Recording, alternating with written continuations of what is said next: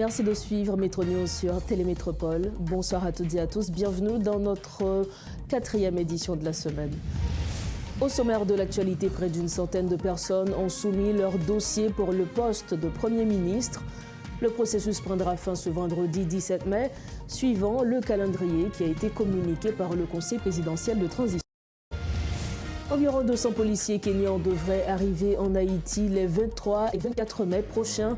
Ce groupe d'officiers d'élite provient des unités reconnaissance, forces de déploiement rapide et groupes d'opérations spéciales spécialisés dans la lutte contre les terroristes.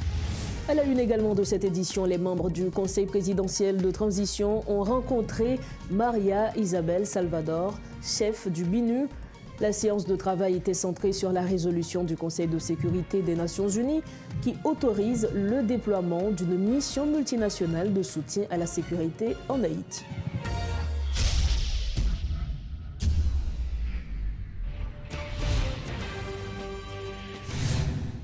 Bonsoir à tous. On démarre ce journal en politique. Alors que la période de dépôt des candidatures pour le poste de Premier ministre se termine le 17 mai, près d'une centaine de personnes ont soumis leur dossier. Concernant ce processus, l'accord du 3 avril stipule que le Premier ministre sera choisi parmi une liste de 15 personnalités, mais de nombreux candidats ne respectent pas ces critères. Selon l'accord, 9 des candidats sélectionnés seront proposés par les secteurs composant le Conseil présidentiel de transition, tandis que les 7 autres proviendront de la société civile. Parmi les prétendants, on trouve d'anciens hauts dignitaires tels que Pierre-Michel Brunache, Luc Mandelil, Daniel Supplice, Jean-Hector Anacassis, Rodolphe Joisil, Ronsard Saint-Cyr, Gérard Germain, Gary Conille et Marie-Denise Claude. Il est important de noter que sur les 15 non retenus, 15 finalistes seront désignés. Le nouveau chef du gouvernement sera choisi parmi ces 3 derniers candidats. Ce jeudi, des dizaines de supporters de candidats au poste de Premier ministre ont organisé un mouvement de rue devant la primature. Ce rassemblement n'a pas eu d'impact majeur sur la circulation des véhicules. Les agents de la PNH ont facilement établi un périmètre de sécurité pour gérer la situation. Un des prétendants s'est fait accompagner d'une foule lors du dépôt de ses pièces. Suivez ce reportage de Rodolphe Pierre-Louis. Nous sommes justement, amis téléspectateurs, à l'entrée de la villa d'accueil. Il faut dire que si certains candidats préfèrent garder l'anonymat, à savoir ne pas révéler leurs identités en ce qui concerne le poste de Premier ministre, alors des prétendants au poste de Premier ministre, eh bien d'autres ont drainé derrière eux toute une foule, car c'est le cas ce jeudi 16 mai. Donc on sait que demain sera vendredi 17, c'est le dernier jour pour les prétendants au poste de Premier ministre de venir faire le dépôt de leurs pièces. Donc aujourd'hui, c'est mercredi 16 mai, donc il y a un prétendant au poste de Premier ministre qui est bien sûr Maître Issoui Théophin qui est présent et qui a drainé derrière lui toute une foule qui clame que c'est l'homme de la situation, c'est l'homme de la circonstance, c'est l'homme qui, selon eux, est crédible, honnête pour devenir le prochain Premier ministre du pays dans le cadre de la transition. Donc c'est exactement cette ambiance qui se déroule à la villa d'accueil qui se trouve à Delma 60 ce mercredi 16 mai, environ 24 heures avant la fin de la remise des pièces pour être Premier ministre du pays en tant que prétendant à ce poste. Paul Léel et Rodolphe Pierre-Louis pour Télémétropole. Autre point de l'actualité, une réunion s'est tenue jeudi entre le Conseil présidentiel de transition et la représentante spéciale du secrétaire général de l'ONU en Haïti, Maria Isabel Salvador. La réunion de travail portait sur la résolution 2699 du Conseil de sécurité, laquelle autorise le déploiement de la mission multinationale en Haïti. Lors de cette rencontre, Mme Salvador a réaffirmé l'engagement de la BINU à soutenir les autorités nationales de la mise en œuvre de leur mandat, peut-on lire sur le compte X de la mission onusienne en Haïti. Elle a également renouvelé l'appel du secrétaire général à renforcer la participation des femmes et des jeunes dans le processus politique haïtien. Toujours dans ce chapitre, les premières troupes kenyanes, environ 200 policiers arriveront en Haïti les 23 et 24 mai prochains. Ce groupe d'officiers d'élite provient des unités RECE, Rapid Deployment Force and Special Operations Group, selon l'organisation Global Initiative. Ces forces ont une expérience significative dans la lutte contre les terroristes d'Al-Shabaab à la frontière entre le Kenya et la Somalie. D'après les premières prévisions, la moitié du contingent se chargera de sécuriser des installations critiques, dont l'aéroport, tandis que l'autre moitié participera à des combats rapprochés contre les gangs armés qui terrorisent la capitale haïtienne. Autre nouvelle, des membres signataires de l'accord du 21 décembre se sont érigés en défenseurs des commerçants en dénonçant le comportement de certains membres du secteur privé qui exercent un contrôle total sur la douane de Port-au-Prince. Ils les accusent d'abus envers de nombreux commerçants, tout en reprochant à l'État haïtien de fermer les yeux sur les augmentations abusives de taxes. De nombreux conteneurs ne peuvent être restitués à leurs propriétaires en raison des pénalités imposées par ces organismes de contrôle privés. Les commerçants, exprimant leur frustration ce jeudi, ont affirmé qu'ils ne sont en aucun cas responsables des groupes armés qui provoquent la fermeture des activités à la douane. Reportage Rodolphe Pierre-Louis. Il ne s'agit pas d'une question politique qui va être traitée sous les feux des projecteurs, mais plutôt des faits socio-économiques qui préoccupent des commerçants à la douane de Port-au-Prince. Des membres signataires de l'accord du 21 décembre s'érigent en défenseurs de cette catégorie sociale. $2 américains par jour, qu'on y a lié remettre le dossier. Mais dis bon, 21 jours pour un document, ou tant de conteneurs, ou font un mois, ou fait 2 mois, ou fait 3 mois. CPS pas jamais voyez conteneur monter, bah dès que ça, le reste si vous le monter pour ou qu'on ça dès que ça d'où, il y a une sortie document sur ordinateur et puis bah chaque monde il y a un dossier qui gagne 2300, 2600 $3,000, $4,000, $6,000. La fermeture des activités provoquées par des groupes armés n'est pas sans conséquence sur la sortie des conteneurs. Des commerçants refusent de payer des frais de pénalité et dénoncent quelques membres du secteur privé. 10 personnes ensemble font conteneur. Là, on vient, ou qu'on bureau dès que ça, moi, je bureau ça est pour Bossan lié. Dès que je dis Bossan, tout le monde connaît. Moi, la presse connaît ça que Bossan. C'est eux-mêmes qui est bon dans le coup. Cap tout bisou pour rendre toutes sortes de faits pour qu'il puisse la douane. Et l'enlever la douane, ou pas le payer la douane. Oui. Présente également lors de cette rencontre, cette dame qui est sur le point de perdre ses conteneurs, selon ses propos, va droit au but. Là que vous avez un document qui est dans l'agence d'EXA, il faut le faire 21 jours avant que vous voyez la douane. Après 21 jours, ça, si DEXA fait un retard de 2 mois, 3 mois, je ne suis pas supposé payer le retard là. Retard ça que nous avons pour nous payer qui c'est yo voulez pour nous payer un cob retard qui c'est $6,500 après retard si c'est pas moi qui fait retard là c'est dès que ça retard là sorti dans dès que ça moi pas obligé payer retard dès que ça fait. Commerçant depuis plus d'une décennie, cet entrepreneur dénonce le comportement de ceux qui s'estiment être intouchables au sein de la société haïtienne. Nous devons vérifier la saline. Zami yo dit non, yo vinn trop puissant en bas, yo voye nous douya. Ça veut dire qu'on prend temps pour contenir sur la saline pour monter douya, li gen temps prend temps sur yo. Nous là, n'attend yo ban nous contenir nous pour nous vérifier, pour nous payer. Yo pas jamais fait ça. Pour nya yo dit nous c'est nous qui cause. Ça veut dire, nous victimes, premièrement, et nous payons pour victimes, nous victimes. Parce que nous connaissons les méchants, nous n'avons pas besoin de citer non. Nous connaissons même les qui bloquent la saline, ces amis, et qui amis, tes amis, cap toujours amis. Des noms sont cités par des commerçants et parmi lesquels quelques membres du secteur privé.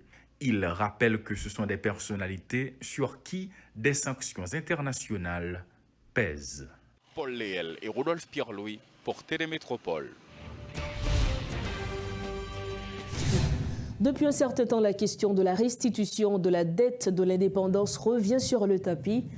Une vingtaine d'organisations non gouvernementales demandent à la France de rembourser les milliards de dollars versés par Haïti pour son indépendance, acquise le 1er janvier 1804 contre les colons français, dans un nouvel appel exprimé lors du forum permanent de l'Organisation des Nations Unies pour les personnes d'ascendance africaine déroulé du mardi 16 au vendredi 19 avril 2024 à Genève, en Suisse. Le rectorat de l'Université d'État d'Haïti vient de mettre en place le groupe de travail de l'UEH sur la restitution de la dette de l'indépendance et des rançons versées au 19e et 20e siècle. Cette structure est présidée par le professeur Ronald Jean-Jacques. Pour en parler, il est avec nous ce soir via visioconférence. Bonsoir à vous, Monsieur Jean-Jacques, bienvenue à Metro News. Bonsoir à tous les auditrices et tous les auditeurs de Radio Télémétropole. Alors, la France a imposé à Haïti une indemnité de 150 millions de francs en 1825 pour la reconnaissance de son indépendance. Faisons un retour historique, professeur Jean-Jacques, en 1825 et expliquez-nous ce qui s'est passé cette année-là et après. Vous savez, c'est une exception pour Haïti puisque c'est la première république qui s'est constituée après une révolution gagnante des esclaves noirs dans le monde. Et en 1804, Haïti a pris son indépendance. Il se trouve qu'en France, après des bouleversements, il y a eu une révolution en France et des bouleversements. Un roi, Charles X, qui est venu et a voulu retourner à l'ancien régime et donc retourner à l'esclavage dans les colonies. Et il a eu l'idée d'envoyer une expédition en Haïti avec des bateaux de guerre pour nous imposer une rançon donc, qu'on doit payer aux anciens colons de l'argent, 150 millions de francs or à ce moment-là, qui correspondait à 3 fois le PIB du pays en 1825, ou bien que Haïti allait redevenir colonie française. Et le gouvernement d'alors a négocié et a malheureusement accepté de payer cet argent. Et pendant plus d'un siècle, Haïti s'est attelé à prendre des prêts. C'est pour ça qu'on parle de double dette. Donc, la France nous a imposé une dette et il a fallu prendre des prêts dans des banques françaises pour payer cette dette pendant environ un siècle. Et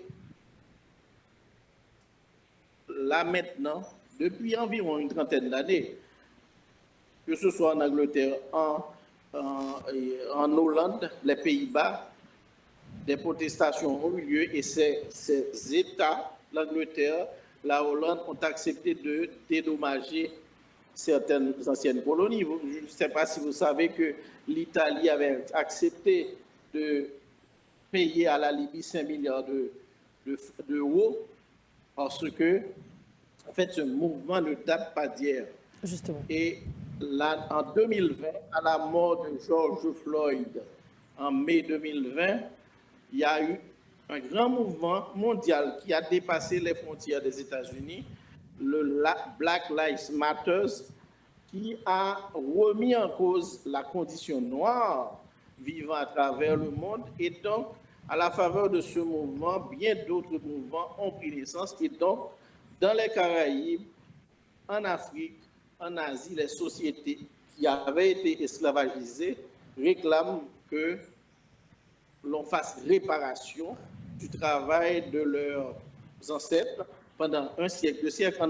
Pour nous, ça a concerné 3 siècles d'esclavage. Mais en plus, comme la France nous avait fait payer une rançon aux Blancs pour notre indépendance, donc il est tout à fait normal que maintenant la société haïtienne, à travers sa société civile et l'Université d'État d'Haïti, est, on va dire, une institution vigie, une institution de veille, et représente une grande partie de l'intelligence haïtienne, a voulu mettre sur pied ce groupe de travail et de réflexion qui certainement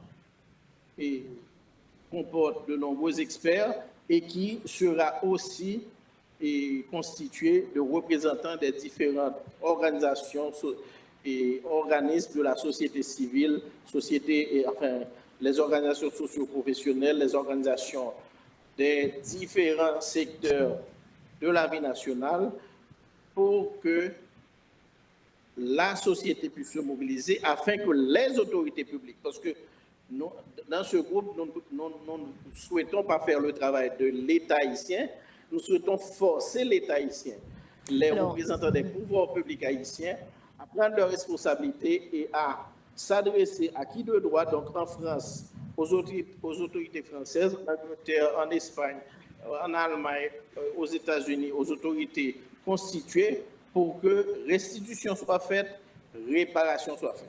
Alors, Monsieur Jean-Jacques, vous l'aviez dit, donc on devrait payer à nos oppresseurs le prix de notre liberté, on va le dire ainsi. Et c'est dans cette optique que vous, au niveau de l'UEH, vous formez un groupe de travail qui va travailler sur la restitution de la dette. En quoi consiste votre travail notamment ? Bon, il s'agira principalement, comme c'est un groupe de travail de réflexion avec des experts, de fonder les différents éléments d'un dossier que Haïti devra défendre auprès de ses autorités. Donc, nous allons certainement mener des études.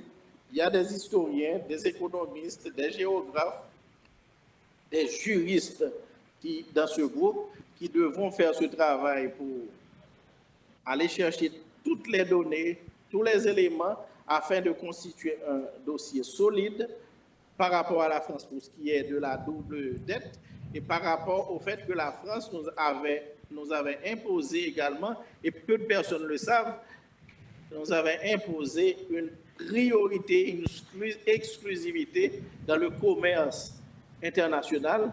Donc Haïti devait tout acheter à la France de 1825 jusqu'en 1987. Et donc, par rapport aux autres affaires, parce que les jeunes qui nous regardent se rappellent probablement avoir étudié dans l'histoire d'Haïti les affaires Luders, Rubalcaba, le capitaine Batch. Toutes ces affaires, ce sont des occasions où les puissances colonisatrices sont venues en Haïti nous humilier et nous extorquer de l'argent parce qu'ils ne pouvaient pas accepter que des Noirs, des anciens esclaves, puissent mettre en échec une grande armée, puissent mettre en échec un État colonisateur, la France en l'occurrence, et donc la France s'est alliée avec toutes les autres puissances coloniales pour faire payer à Haïti l'affront d'avoir battu la grande armée napoléonienne en Haïti. Et quelle stratégie envisagez-vous au niveau du groupe de travail pour parvenir à cette restitution? Ça sera un long et grand plaidoyer de toute la société haïtienne, tant à l'intérieur des frontières haïtiennes que dans toute la diaspora, que l'on puisse mobiliser la société pour qu'on puisse obtenir dans un an, dans 2 ans, en avril 2025, ça fera 200 ans que cette dette nous avait été imposée. Ça serait une bonne chose que déjà en avril 2025, que la France puisse reconnaître sa dette, donc à son tour vis-à-vis d'Haïti, et que la France puisse s'engager à remettre à la société haïtienne, actuellement par l'intermédiaire de l'État, mais ça, je vous en parle tout à l'heure, pour que sur 10 ans, sur 20 ans, sur 30 ans, parce que ça sera une grande somme, comme vous pouvez l'imaginer, pour que Haïti puisse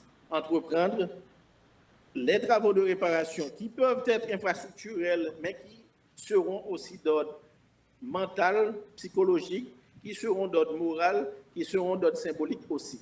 Donc, cette grande stratégie, c'est que la société haïtienne sera mobilisée. C'est d'ailleurs dans ce sens-là que dans cette commission, on va être une quinzaine de personnes, mais on va mobiliser à travers les différents comités d'études, d'enquête, de recherche, de documentation, 200, 300 personnes, les plus compétentes d'Haïti et d'ailleurs, pour que toute la société puisse prendre à son compte ce grand dossier qui n'est pas, et je dois le souligner, qui n'est pas un dossier clivant, parce que tous les Haïtiens où ils se trouvent sont d'accord que cet argent doit être remis à l'État haïtien pour permettre à notre société de se développer. Nous allons finir, M. Jean-Jacques. Depuis quelque temps, l'État haïtien... Oui. Nous allons terminer justement par cette somme, mais bien avant, est-ce qu'il y a des types de collaboration ou de soutien qui seront nécessaires afin de faire avancer le plus rapidement possible ce dossier? Ah si, tout à fait. Donc, nous sollicitons différents secteurs de la vie nationale pour participer à ce premier groupe, mais il y aura des commissions de travail où on va chercher des compétences en Haïti. On va chercher aussi des compétences à l'étranger, en France, aux États-Unis et partout à travers le monde. Nous avons dans cette commission déjà des professeurs haïtiens qui sont à l'Université de Miami, qui sont à l'Université de New York, et il y a Jean-Marie Théodat qui est à l'Université de Paris 1. Mais au fur et à mesure, des compétences seront recherchées à travers le monde. Mais en Haïti, nous mobiliserons, nous avons donc commencé un grand travail de mobilisation pour que nous puissions forcer les représentants de l'État haïtien à prendre leurs responsabilités et à aider la société à obtenir justice. Pour finir, Monsieur Ronald Jean-Jacques, est-ce que vous avez déjà un plan pour arriver à un chiffre précis? Parce que, comme vous l'aviez mentionné au début de cette interview, le chiffre est à 150 millions de francs en 1825. Mais là, nous sommes en 2024. Comment allez-vous vous prendre afin que vous ayez un chiffre plus ou moins précis, une estimation, on va dire? Oui, non. Il y a plusieurs estimations. Il y avait une première estimation qui avait été faite en 2004. Et vous vous rappelez que le président Aristide avait parlé d'un montant de 21 milliards.